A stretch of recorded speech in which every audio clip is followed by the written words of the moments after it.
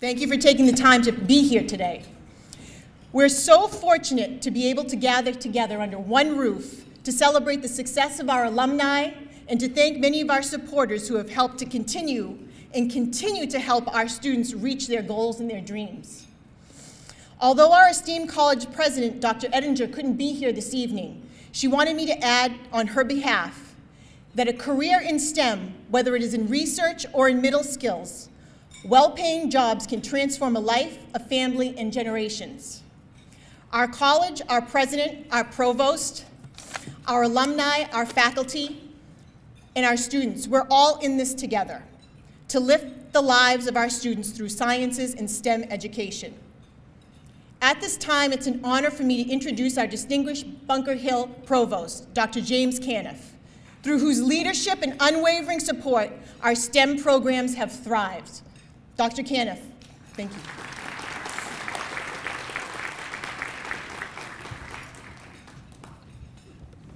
Thank you, Nicole. Let me also welcome you. As I look out at you, I'm really proud of this event tonight. I'm proud of the faculty who put the time, effort, and energy into planning our program tonight. It's a lot of work, and they're teaching, doing their jobs, but they're also planning this program. And as provost, I can't thank you enough. Community colleges, in trying to connect with alumni, that's one of the challenges that we have. And I am so proud tonight to say that we have 67 to 70 alumni who've graduated from Bunker Hill Community College and have come back to see us and to participate in this event with our community partners, and also, as important, with our students. You help provide advice, direction, thoughts about their careers. It is so important. I also want to say something about the community partners who provide internships for our students. We have learned more and more that internships are very important for student development. They help students frame the path forward. They influence students' decisions about where they go next. It is a critical part of their education. It used to be as internships were something extra. Now, in my view, they are a part and need to be a part of the core curriculum, particularly in these STEM disciplines. And our programs continue to grow. Our engineering program expands every year. We had a brand new engineering lab that just opened this semester, and we continue to grow. And we grow because of help from alumni, because of help from community partners in this room. Getting the word out there about where students can get a start. Community colleges provide students with that opportunity. Our average class size is about 20. We have just under 13,000 students. We're the largest community college in Massachusetts. Our college's students are made up of 68% of diversity. We have 36% first in their family to go to college. We have about 450 veterans among our student population. We are indeed a diverse institution, and diversity is the concept that Bunker Hill Community College embraces and values in all that we do. And you help us with that diversity, and I know we help organizations, science, STEM organizations, diversify their staffs with our graduates, and we're very pleased to have that opportunity. So, enjoy the rest of the evening, conversation, and all that goes with that, and we really appreciate, again, thank you all for taking the time to participate in this important event. As a college, we very much appreciate it. Thank you.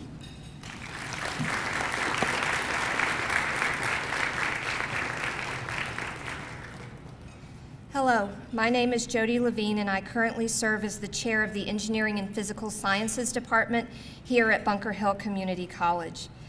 It is my honor to introduce tonight's keynote speaker, Dr. Kevin Kit Parker. Dr. Parker began welcoming BHCC students to do research in his lab in 2010, and the college is very proud and grateful that our partnership continues to this day.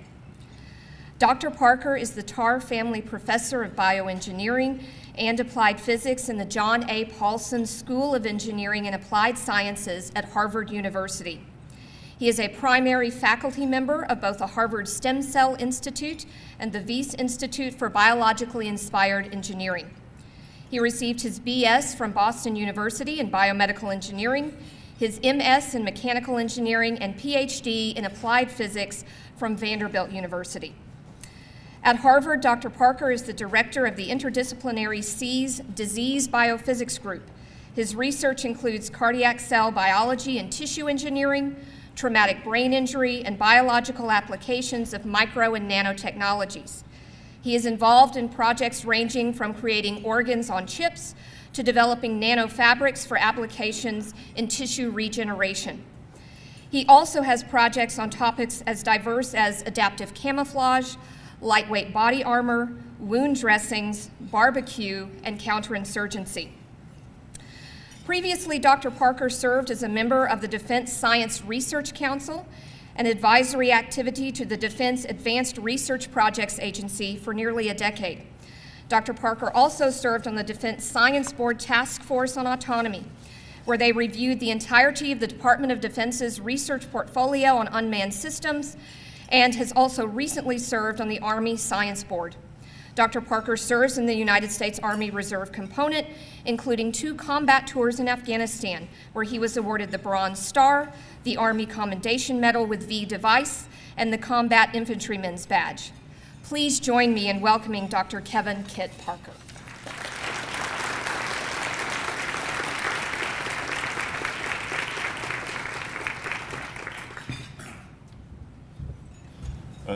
Thank you. Thanks to the organizers for inviting me.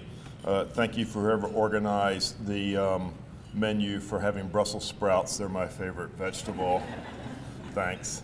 And thanks to Bunker Hill for sending me so much talent over the years to join my lab at Harvard. So let me tell you a little bit a story about how we did this. And when I say we, I talk about me and Catherine Holler and Wick Sloan. Where's Wick? Over there, because I think the 3 of us really kind of joined together to kind of work and build this up. So I think it was around 2005, 2006, Catherine can correct me.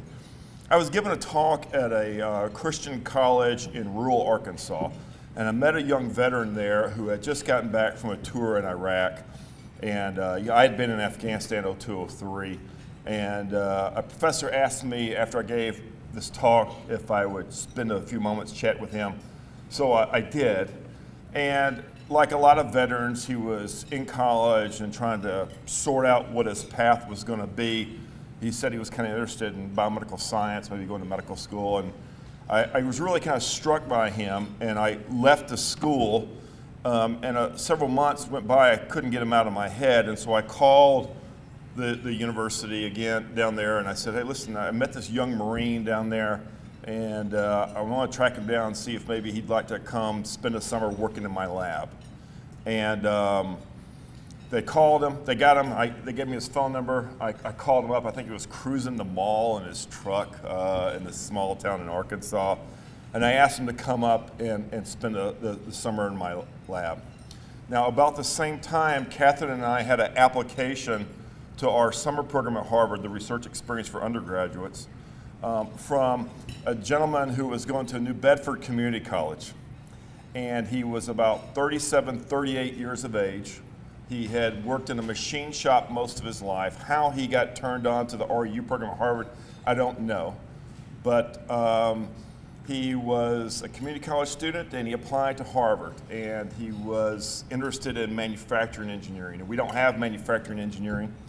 And I went around to several faculty, and I asked if they'd be interested in taking him on for the summer, and no one seemed to have any interest. And so I called him. I said, we don't do manufacturing engineering, but we make small things. If you teach us how to make big things, because he'd been in the machine shop, we're teaching you how to make small things. And he said, yeah, sure, I'll come up. And I love the story. We had the first day of all the RU students there, and students are getting up. I'm from Stanford, I'm from Yale, I'm from Princeton. Ed gets up there, and he used to be in a heavy metal band, so he's got almost no hearing. So he's always yelling at you, always screaming. And he gets up and he goes, my name's Ed, and I go to New Bedford Community College. And I said, that's my guy. That's my guy right there. So Ed and the young Marine, Josh, from Arkansas, hit my lab at the same time. And after about 2 or 3 weeks in the lab, Ed came to me and he goes, I don't know what a grad student or a postdoc or all these people are, but they don't know how to design stuff. Can I give a group meeting and explain how to do design? And I was like, go for it, dude, because I'm beating my head against the wall trying to get done myself. Ed and Josh rebuilt everything in the lab this summer, and I watched this. And they had never worked in the lab before, either one of them. But Ed was a community college student with a lot of good practical life experience and knew how to do design and build. And Josh had been a Marine in combat and dealt with explosives and SINCARS radios and weapons, and was not intimidated by the equipment. And as I watched the two of these guys work and just completely redo my laboratory and make it something that we never could have dreamed of, and they did it in about 90 days, it dawned on me, hey, there's something here. And if I'm smart, I'm going to tap into it. So we started recruiting a lot of veterans into the lab. Went to Catherine. We started thinking about ways we could do this. We started trying to look for veterans. About that time, Wick reached out to me, came over there, really sent me emails. And I've never told you this, Wick, but you look very much like my PhD advisor. And the first time you came to and he's really a practical joker, and the first time you came to my office, I wasn't real sure you weren't him in disguise. And I was very cautious about how I engaged Wick about that. But Wick was really a warrior for the veterans community here at Bunker Hill, staying on the case, identifying young veterans that might be interested in STEM careers. And with Catherine, the three of us were able to work together to start that flow into the laboratory. And what we realized was that what you learn in the military and the equipment you deal with, when you step into the laboratory, working with a $500,000 confocal microscope is not that big of a deal compared to the other systems you've worked on. C-130 aircraft technology, wheeled vehicles, tanks, explosives, weapon systems. And so the veterans seem to naturally take to the technology platforms in the lab. But there was more to that, just the fact that they weren't intimidated. They brought a level of professionalism and kind of mission focus and teamwork that we really need in the sciences. Creativity is very much an individual exercise, and innovation is everyone's, million-dollar buzzword, but innovation is really hard. It actually sucks if you've ever actually been a part of it. It is a miserable experience. But it's done well in teams. It's actually only done in teams. And I've had some good jobs in my life, and I've had some bad jobs in my life. And sometimes I couldn't tell the difference between the good and bad because I was always with a good team. Being in combat is a sucky job, but I was over there with a great team, and it paid off. So we got a lot of talent over the years from Bunker Hill start flowing into the laboratory. Madeline Dahl. Madeline, are you here? Where were you? Madeline, who's going to go to medical school this next fall. That's a big win for us. Congratulations to Madeline. First veteran to come through our laboratory get accepted to medical school. It's a big deal for us. I hope it's a big deal for Bunker Hill too. Alex Cho, is Alex here? Is Alex has been working in our lab, then we went out from Bunker Hill to Northeastern University. Right now he's in the Boston Fire Academy. He might be the only Boston firefighter to ever be a practicing scientist with a publication in Science, the journal Science. He is an outlier, and he's living my dream right now of being a firefighter. But but Ian Perkins, so many others that have come through the lab and done extraordinary things. And I think over the time, I kind of got this impression when we were in Afghanistan, because Afghanistan was more than just a hunt for terrorists. It was a complete dysfunction of a society over there. And what we did was build kind of a big tent strategy where everybody in the military or from an NGO, non-governmental organization, aid organization, State Department, agriculture, whatever, if they had something to offer to address the problems, they were welcome into the big tent. And so what we tried to do in our research group is build that big tent, because we were going after some really complex problems in pediatric diseases. And then with the growing number of veterans in the lab, I felt like we had a motivated workforce. When my first tour in Afghanistan, I had a list of the things that pissed me off, and we decided to do a project on each one of those things. It's cheaper than therapy, barely. But we really had a lot of talent to go after this. And all these veterans that were flowing into the laboratory, most of them from Bunker Hill, were bringing all these practical insights. But most importantly, what they were bringing in was something that no one ever talks about when they talk about innovation. And that is, there's an extraordinary emotional component to innovation. Every innovator I've ever met, and I've met a lot, was pissed off about something. They are not happy. Innovation is about disrupting the status quo, and these people were unhappy with the status quo. But the veterans brought another thing in, besides that they're emotionally invested in these things. Several years ago, I was at this Google event in Sicily, and Google had tried to get the 150 most creative people in the world. They only came up with 149, so they invited me. And as I was looking at people like Diane von Furstenberg, Tory Burch, Elon Musk, Larry Page, Eric Schmidt, all these people, I realized that the difference between being a good idea fairy and being an innovator, moving that needle over from good idea fairy to innovator, was leadership. And the one thing that the military veterans were bringing into the laboratory, even though they didn't have a whole lot of experience or background in science and engineering, they were bringing leadership and understanding what it meant to be a team. And I often times say to people that the only folks I'm jealous of on the campus at Harvard are the athletic coaches, because they have these students for 4 years, and you can really teach someone all the intangibles that are important to be successful in life, to be successful as an innovator. A lot of those, how many veterans are here tonight? Can you raise your hand? A couple, yeah. We learned those in the military. We learned those things in the military. It's important, yeah, good veterans. But I don't want people to think that we were just hiring veterans because we were just trying to be charitable. It wasn't about that. It was, science is a competitive field. Obviously, I would do anything for my brothers and sisters in arms. That's the code by which we live. But it was about trying to compete and dominate and kick people's ass in the field of science.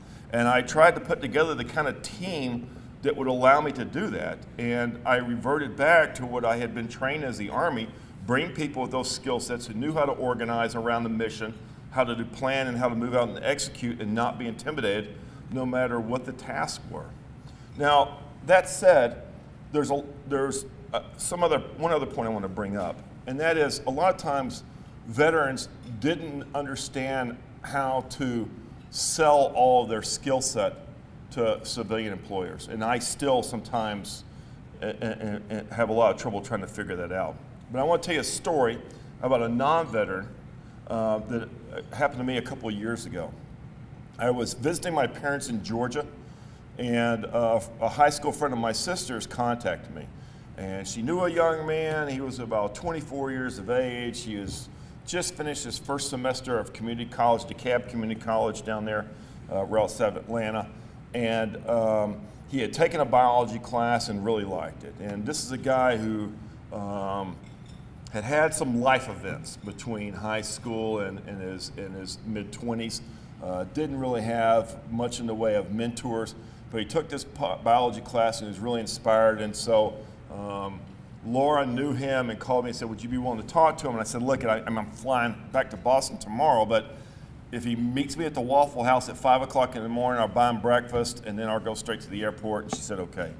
So we go in there, and we have We eat breakfast, hash browns. That's what you get at Waffle House. It's a whole attack on the cardiovascular system.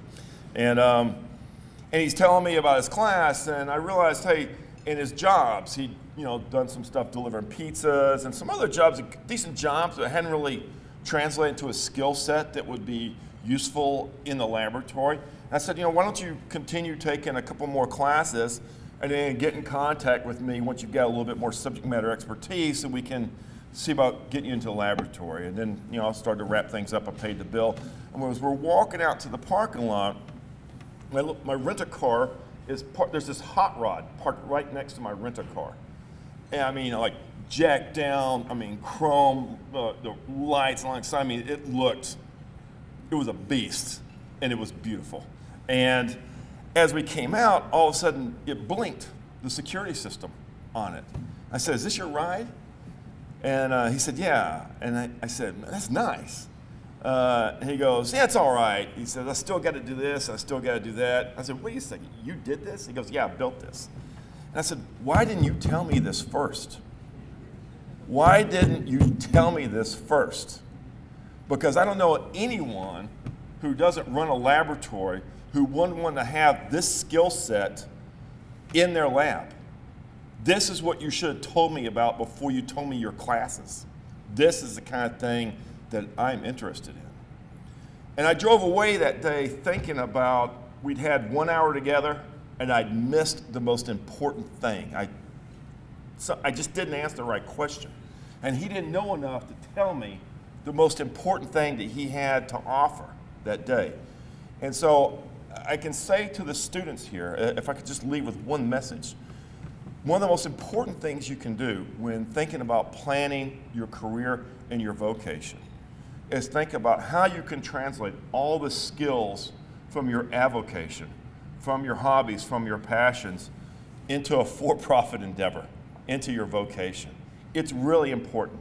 I give advice to students at Harvard. I said, you got to think about what you enjoyed doing as a child, what you enjoyed playing, and you've got to figure out how to make a living doing it. I use myself as an example. I had an old Sears chemistry set in the garage, and I organized all the kids around me into armies. We'd go out in the fields, throw rocks at each other. I'd go back into the garage and dissect some roadkill.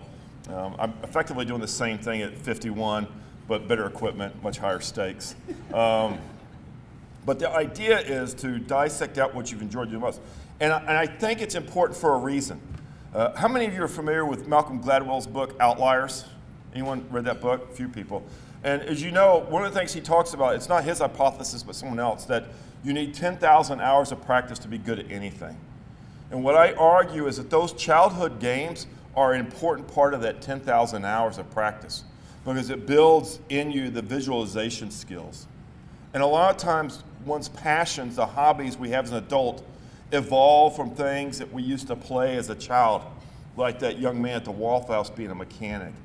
And I ask everybody that I encounter, from grade school kids to the biotech companies I consult with, when you think about your employees, you think about your life, to sit down and develop what I call a creative map, where you write down things that are important to you, that are disconnected, and you figure out ways to connect these things, and therein lies the opportunity for innovation and for productive jobs and also just for your passions.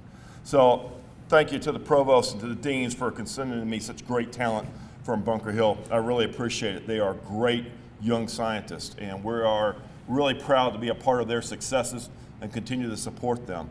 And for all of you that are here that are interested in STEM careers, especially the veterans, I think it's really important that you pursue that. I met with General Dunford, the chair of the Joint Chiefs, last fall, and we talked about what I consider to be a national security crisis, and that's the lack of people going into STEM careers. And I really think that when I go to defense industry companies and talk to people there, everybody is my age or a whole bunch older, and that bothers me.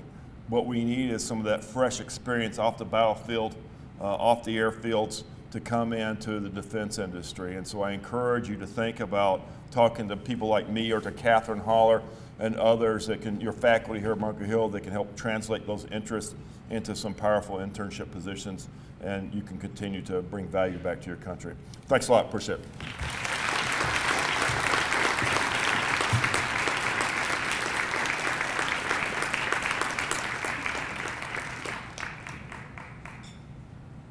Good evening. I'm Bob Steeper. I'm chair of the biology and chemistry department. As I look around here, I'm really quite overwhelmed. I don't think you know how much this means to the faculty here, that you think enough of Bunker Hill that you're willing to spend your evening, coming back and sharing your stories with us. Could you alumni just stand up for a minute so we can recognize you? Just so I show our appreciation.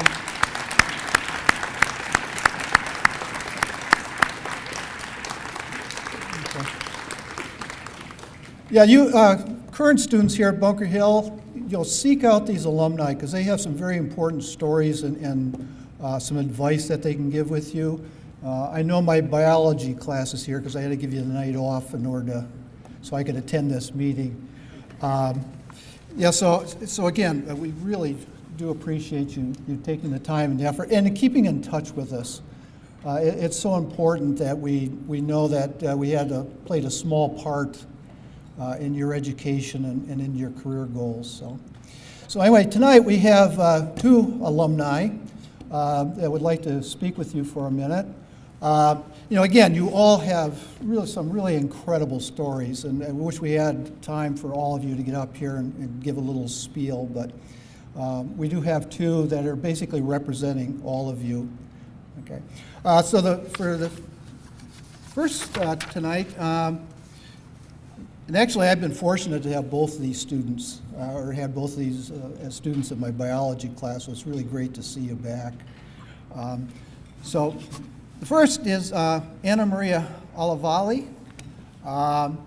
She came to Bunker Hill like 2010, I believe it was. Yeah.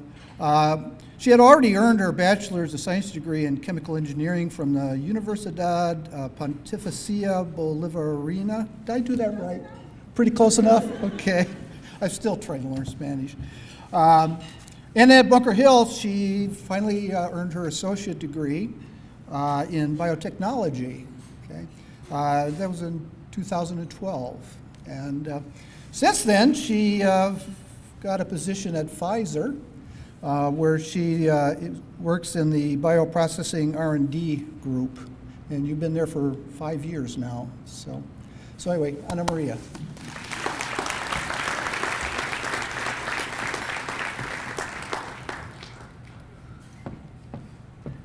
Hello, everyone, and thank you for the opportunity. It's very great to be here, and thanks for the invitation. I don't know who will say no after all the support that you guys gave us when we're here as students. I wouldn't be, I'm almost want to cry. I wouldn't be where I am without the support from all of you. I don't know why I want to cry. It's fine. This wasn't planned.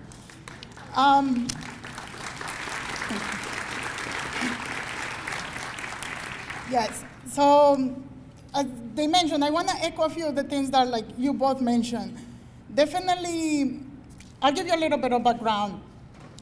Yes, I have a chemical engineering degree that I finished simultaneously with the Associates in Biotechnology. And through the Bunker Hill, I got an internship at Millennium, and thankfully to one of the industry, I'm all nervous, I'm sorry. One of the industry partners, I got the internship, and that led to my job today.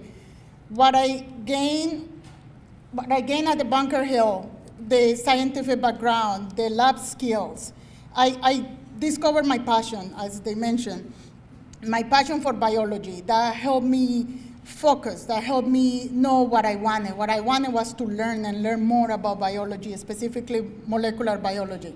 I find it fascinating, beautiful, that everything that is happening in our cells, come on, beautiful. And that led to my job today, and it's a job that I love. It's a job that I wake up and I'm grateful that's the job I have, because I'm doing things that I love, as he mentioned. I forgot everything I was going to say. Yeah, the critical steps to be where I am today, definitely realizing that biology was my passion, that was number one. That helped me to stay focused, learning, and knowing where I wanted to go. initially I wanted to be a nurse because I knew I wanted to be helping people, but that wasn't my passion. My passion was in a lab. My passion was learning, investigating, and getting things farther. Would I have done anything different?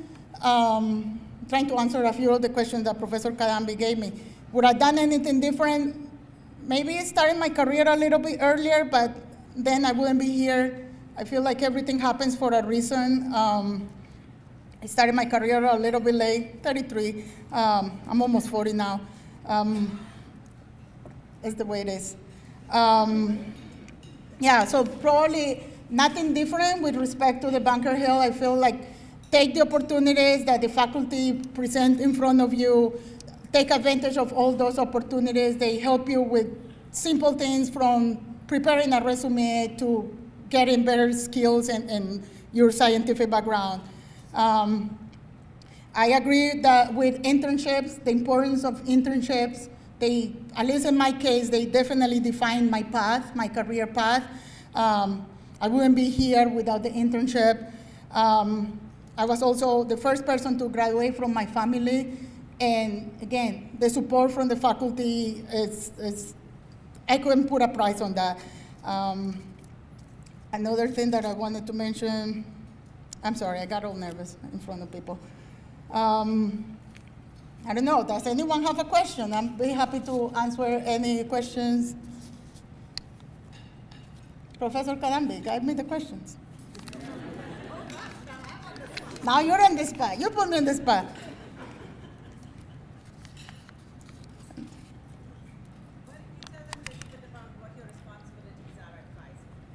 Yes, so I work in the cell culture process development group.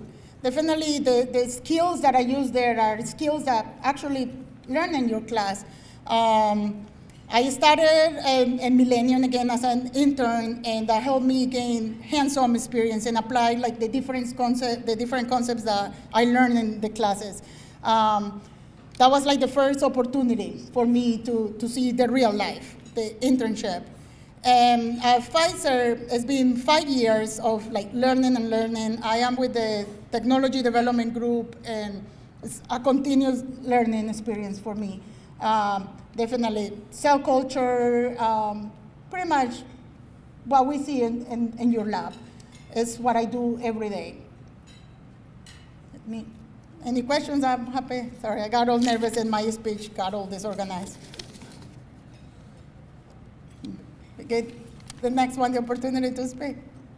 I'll be around after if anyone wants to ask me anything, and I'll be happy to share my email if anyone wants to just ask when I'm not nervous. Take the opportunities. Take the opportunities that the Bunker Hill offer. Definitely they're there and they really want your success, so take advantage of that. Thank you.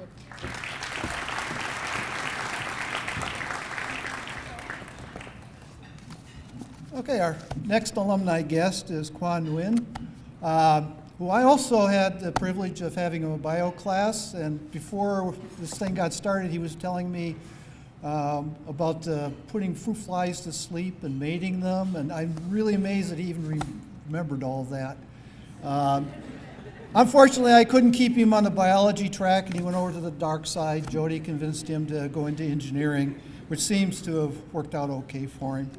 But Quan is a 2015 graduate of Bunker Hill, his degree in biomedical engineering, and then he went across the river over to MIT to pursue a degree in chemical engineering, which he will be receiving shortly, I believe.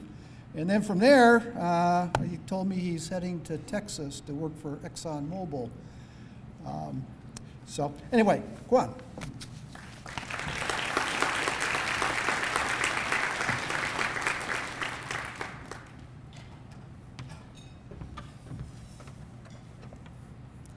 Good evening, everyone. How are you today? Apparently, I don't have paper, so I'm even more nervous. Thank you, everyone, for coming for the alumni dinner today. I'm really appreciate for you to be here and then giving the opportunity for Bunker Hill students. Without you, I'm not gonna be here. As well as that, I don't even know why I'm here right now. Like, I can imagine how I can get this far, because that when I first start, I came to the U.S. in 2011. I know nothing in English. The way I show people is like I use my body language like that. I wait in a bus stop and talk to the driver that like I want to get into that bus, and then like the driver thought that, oh, I'm waiting for the other bus, and then he drove away. So that's the problem. And then like when I get back home, I try like to apply for 20 different jobs because of like knowing nothing in English. I got denied. I mean, like, no one even answered me until 2 years later when Starbucks sent me an email. Oh, you got a job right over here for you. 2 years later. Because I put on the application, like my strength is that I smile a lot, I laugh a lot. This is gonna be good for customer service, right? So, but then like I was introduced for like a job with a minimum wage, $2 per hour in 2011. So. My mom and I worked for like 12 hours, but we only work higher for 3 days a week. So we need to work more. So ultimately, I took like 3 jobs at the minimum, like under the minimum wage. In total, 3 jobs, add them together, is minimum wage at the end. So because I working like so much, I work like 80 hours per week, and as well as my mom. So my mom got hospitalized because she's not like as wealthy as me at that time, and we cried so much. She said that like, I said like why don't we go back to Vietnam? We have a better life over there. Why are we still here? And she said that like, if we came back to Vietnam right now, then people gonna think that we are loser. We came here. We have the opportunity. Everyone wants to come to the U.S. It's American dream. So we live in like American dream. Why do you want to come back to Vietnam? People are gonna think that we are loser. So you have to go to school. And at that time I was like, well, should I go to school? But I know that only college education is a way to change my future. Actually, our future. So I came to Bunker Hill like other students. I was very fresh and naive. I thought that like college gonna be like a tool for me to get a job later. It's a good career for me. So I just came to school and then tried to graduate, like take as many classes as possible. Like the first semester, I took like 5 classes and a half. So try to graduate as soon as possible. So I come to school, get out of school, go to work until 2 a.m. midnight. I wash like dishes and I clean the toilet and then try to pay for my living costs. But then there was a student, her name is Ratna, and then she changed my mind completely. She brought me to like a scholarship award ceremony, and then everyone got like shiny, fancy like scholarship award like this, and we're like, oh my God, I want to be one of them. How could I do that? So by following to her, then later, like she changed my mind that like college is not like going to school and then I take the knowledge and then walk away. She showed me that leadership is not a title. Leadership is how I connect people all together. When I learned from her, I started to stay in school more and then involved in the student activity more. I get to know more people. I keep learning from them. Like, I have friends from 20 years old to 80 years old to 90 years old. And then like they're so awesome. Like I love Bunker Hill, the fact that like we not only have like people who are young and energetic, but we also have the people who have like life experience. We can learn from them. And that's something that like, wow, she has like 3 kids. She works full time. She's still studying full time. I'm like nothing. I'm still working. I don't have kids. Like how could she do that? And I cannot do that. So I'm gonna strive better than her. I'm gonna win her. So that's how I learned it. But on the other hand, I also like help other people whenever they need help. It created a norm for my friends. Whenever my friends see that like I support other people, they start to do the same thing. Maybe because I'm so crazy, so much energy that like I try to persuade my friends, you have to help them. Whenever you need help, they're gonna help you back. And it create like a collaborative environment at Bunker Hill together. So like whenever I walk into the hallway, I know someone, hey, for like 20 people, and I'm like with my class, and that's a good thing. Then like I feel that like class and school is not like pressure or boring anymore. I stay in school like so long that people ask me where's your pillow and then blanket, and then the thing is like because knowing more people they introduce a job in school for me, so I start to quit my under minimum wage job to get like job in school. And Bunker Hill is very nice with like a lot of opportunity right here, not just only with job, like for example like orientation mentor, like leading tour for new student, as well as ACE mentor is like teaching assistant in class to have like new student who get to know to college, who have a better transition from a high school to college, as well as like lab assistant, and then like any other leadership like student government. Some people think that like leadership is something very important. It's just like we have to do better to help the student, to preach the student with the school, and that's how we become like the voice of a student rather than just a title.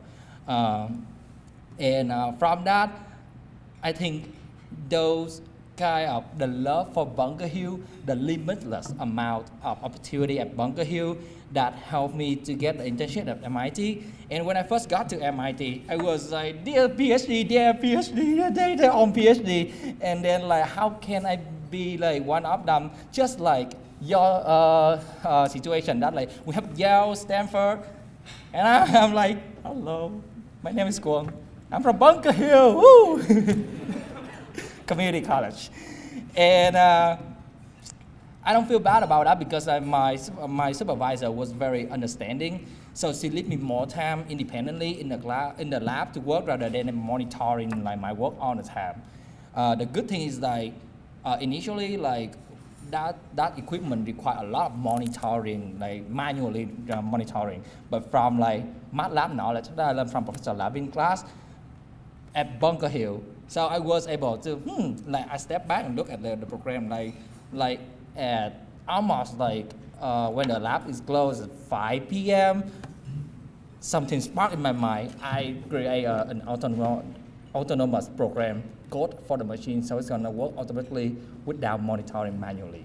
So from that, and my supervisor came like, wow, you know how to program as well? This is awesome. And then like she bring me to like she brought me to the lab manager to give me more time to stay in the lab until like 8 or 9 p.m. So I have more time to set up with the machine for the next experience next morning. So she was like, you are the first person who can get the access to stay in the lab alone, because usually there must be supervisor next to you, otherwise we don't know when you're gonna burn the lab down. So luckily there's nothing related to fire at that time. But like that's something I want to tell like the current student here, that Bunker Hill really provide like the skill for you, not just only that you learn from class, but the skill is like how you connect other people with you, because you're gonna learn from them. MIT accepted me because I think like they need a diversity in their student pool. Like we don't want like all smart people come together who has the same mind, right? We need like someone who has like also like you're not like I climbed to the top of the mountain with my family, and then like I get like the gold medal. No, there's something about like your age that you have like life experience. Like I can maintain my GPA high. I get like work experience, as well as like I have like my family who do not speak English at all, and I take all the documents in the U.S. Like I learned nothing about English. I use a body language when I first come here, and then like I still work like for 1 or 2 full-time jobs while still studying full-time. That is something that admirable. That's the leadership. Leadership is just not about a title, right? Leadership is just something that you love, and then you have responsibility, and then you always try all your best in order to get it.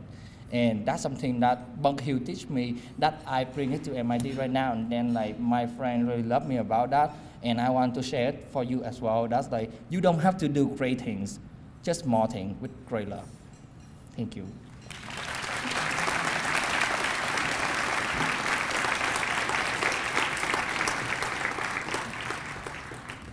Thank you, Anna Maria and Kwan, for sharing your unbelievable stories with us. Now it's my pleasure to introduce our Associate Vice Provost, Dr. Alice Marillo, to come up and present our awards. Dr. Marillo has been largely instrumental in the work of strengthening and supporting BHCC STEM programs and recognizing the continuous support of Dr. Parker and Dr. Holler.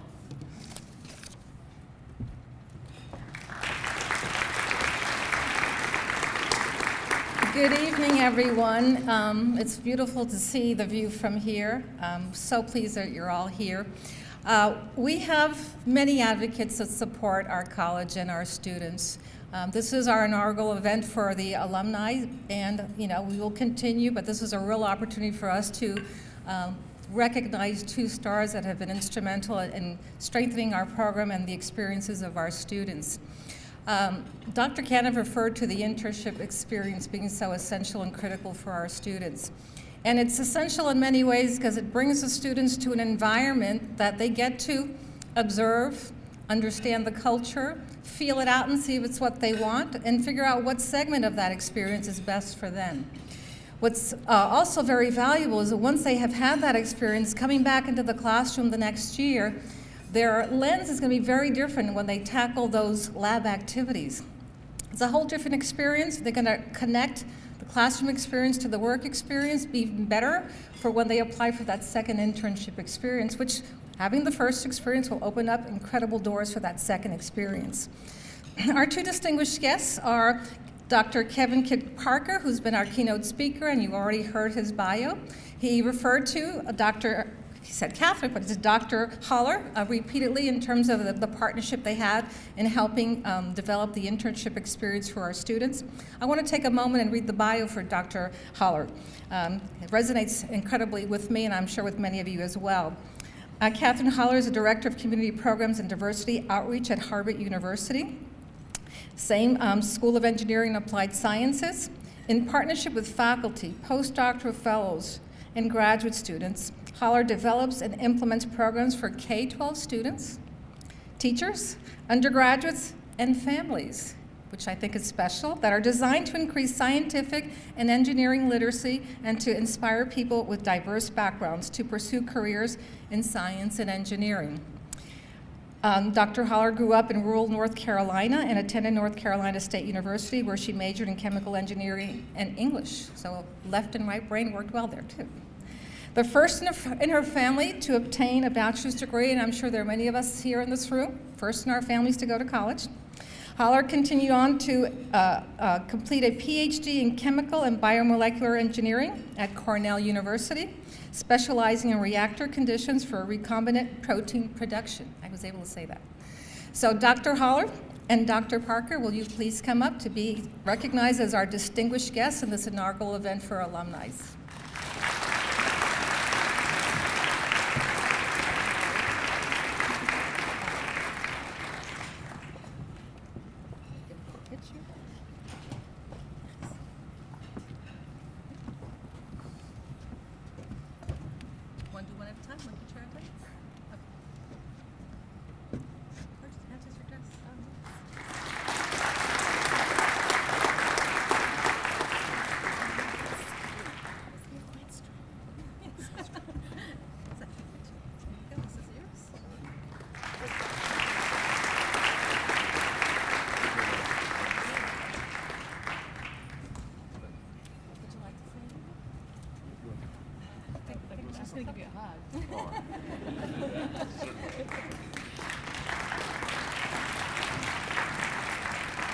This thing is quite heavy.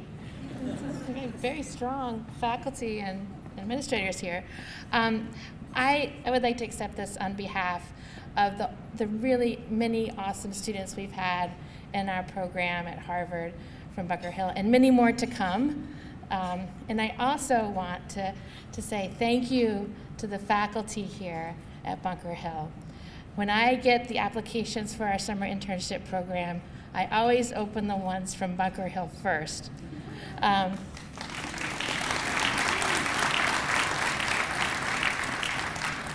For 2 reasons.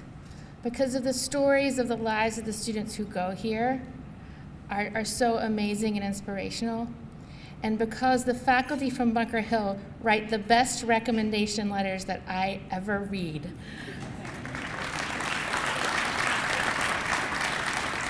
I don't know how you do it, but every single letter talks about each student, about their strengths, about their aspirations, about what they need to work on.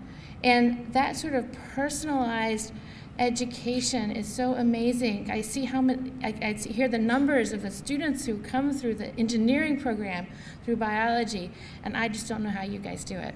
So, thank you.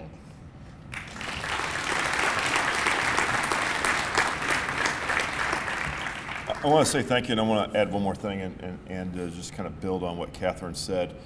Several of the faculty have stood up here and talked about how important the internships are to the students. I want to talk a little bit about, just a second, about how important the students are to the laboratory, because on day one, when they come into our laboratory, they're playing on the first string at the most competitive environment in science, and they are major contributors. Madeline, Alex, Ian, others have been authors on papers, and after the REU program is over at the end of the summer, they stay on the team. They're an important part of the team, and we appreciate that. So thank you to the faculty for sending your talent to us.